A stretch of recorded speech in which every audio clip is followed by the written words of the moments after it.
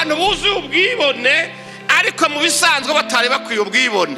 Nimba Imana yakwambitse ikirato, niwibuke ko ku birenge vyawe hari bisigarira vyahahora inzara zitakiriho. Imana turabarire cyane. Haleluya. Hari abantu bafise ibirenge vyavuyemo sensibilité, naho yohonyura ku bicupa tumva kubera nta ngorane.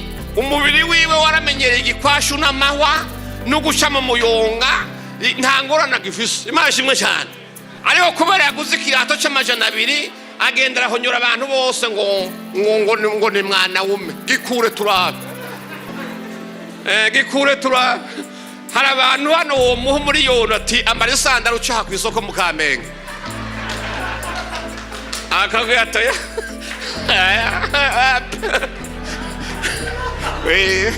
Umubwiye uti ngaya.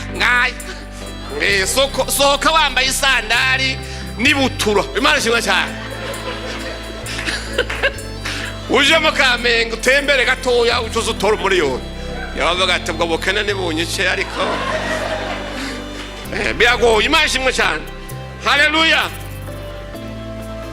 Imbere y'uko ugomba kwibona no gusuzugura abandi, banza wibuke icyo Imana yakoze ku bugingo bwawe. Amen. Imana ishimwe cyane. Haleluya.